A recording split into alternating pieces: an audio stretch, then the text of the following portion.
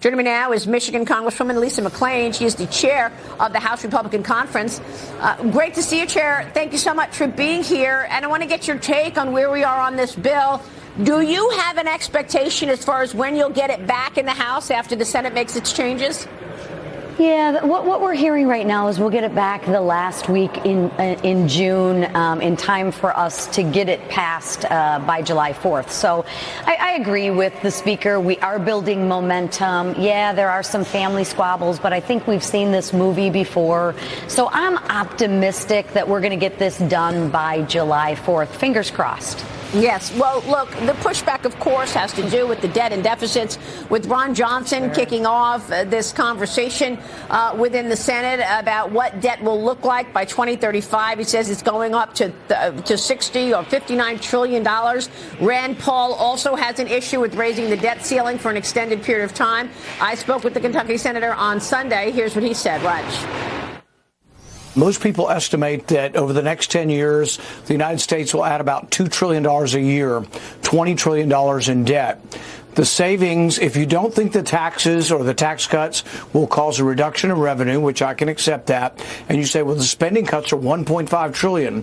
That means instead of borrowing $20 trillion, we'd borrow $18.5 trillion. So the spending cuts are not nearly enough. The example of the explosion of debt is awful and not to be commended. We should be giving them very limited tranches of debt expansion and make them prove to us that they are good with money. But by no means should we give them $5 trillion and say, oh, just keep doing what you're doing. They have a terrible record, so they need more restraint and more oversight, not less.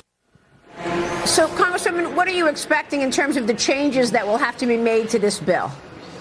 Well, my hope is that there's not a lot of changes. And like I said earlier, we saw this play out in the House where everybody wants, something different, right? Everybody wants more cuts. Look, I want more cuts. Yeah. But at the end of the day, we have to get the bill passed. So do I think the Senate will put their fingerprints on it? Yes, I do think they'll put their fingerprints on it. I do think that they're going to change it a little bit. Where, I don't know. I hope it's not in SALT, but they can't change it dramatically or it's not going to pass in the House. I can also tell you, Maria, that Speaker Johnson and Leader Thune has been working hand in hand with the president since the day after inauguration to make sure that this gets done and this gets to his desk so he can sign it for the American people. Yeah, we've already heard from Mike Lawler from New York, who said, I will not vote yes on this bill in the House if, in fact, the SALT deduction lift is not included in there. And, of course, the Senate doesn't seem to care about SALT at all. But GOP lawmakers are pushing to boost a proposed new tax on money earned by illegal migrants that's sent back to their home countries. Mexican President Claudia Sheinbaum blasting a portion of the president's bill, which proposes a 3.5% tax on remittances from non-citizens living in the country. Your thoughts on that? Well, listen, I like the idea. I want to keep more money in the American economy to stimulate our economy for our people and our citizens. So it's 3.5%. It's not, that's reasonable, I think. And we need to stimulate our economy. So I actually agree with it. So did the president of Mexico encourage Mexicans here in America to go and riot in Los Angeles? Do you know? I mean, who's behind this rioting?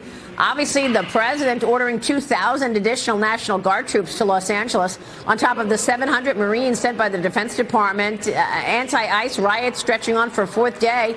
It looks like things are calm right now, but of course it's 5 a.m. there. Yeah. Do you think that the president of Mexico was encouraging Mexicans in America to raise the Mexican flag in L.A.? I sure hope not. And I don't really think that's the issue. I think this is an issue of a sanctuary city. For the past 4 years, there being no consequence to people coming across our border illegally. There's been absolutely no law and order. Look, the Democrats have been the party of anti-law, anti-order. They are defunding the police. They are not for the ICE agents. They are not for the victims. They're for the criminals. They go and visit MS-13 gang members. They lobby to bring these people, these illegals, back to our country. No one should be surprised that this is the outcome of having a sanctuary city, having an open border, and actually trying to defund the police. Now, what's unfortunate is that Gavin Newsom can't keep his city under control, but this is what happens when you don't have law and order. You have anarchy. And if Gavin Newsom and the mayor of LA can't keep it under control and protect the American citizens, law-abiding citizens, Maria, then I can assure you President Trump will. And yet now you've got Gavin Newsom suing the Trump administration over this. And what do you make of your colleague in the House, Minnesota Democrat, on the House floor the other day saying, well, I'm illegal?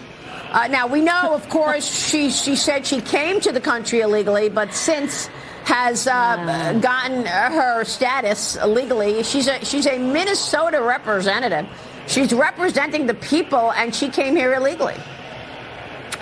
Yeah, therein lies the problem. We are touting the fact that I am illegal, I'm a criminal, and everyone's supposed to rally around that.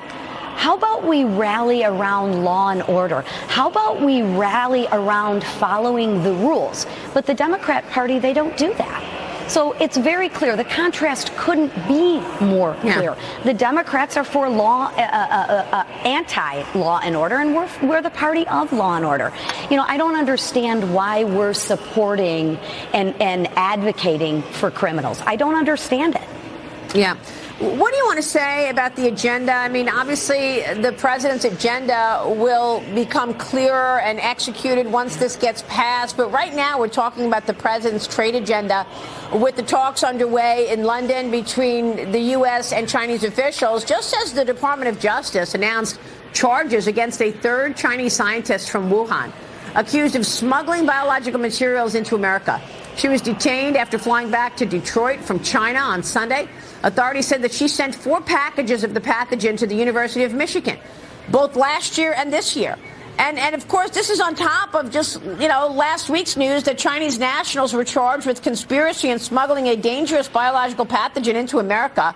I mean, these are safety issues, Ms. Chairwoman. I want to get your take on this because here we are negotiating with China about a trade deal while the undermining of America from China is underway.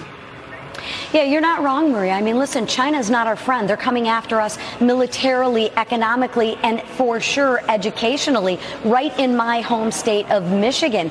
And again, this is why we need to level the playing field and we need to renegotiate our deals with China right now. We need to get better deals with not only China, but all of our other trading partners around the world, which the president is doing. So I applaud the president to try and negotiate to get better deals and begin to put some consequences in place for the Chinese government to stop their nefarious behavior, or you're going to see some ramifications or some consequences to those negative actions. For far too long, this has been going on. Since I've gotten to Congress, we've been dealing with China. But this is the first president that is actually stepping up and trying to renegotiate a fairer trade deal for Americans. Well, you're right, but it's hard to even, do any trade deal when you can't trust the other side if they're spying and they're bringing pathogens into the country. I guess you can't decouple, though, because we're so reliant on communist China for so many of our critical items. We are, but we can start changing the narrative and changing the trajectory. So, Congresswoman, it's good to see you this morning. Thank you. Good to see you. Thank you. Have a great day. And to you, Lisa McClain on Capitol Hill. We'll be right back.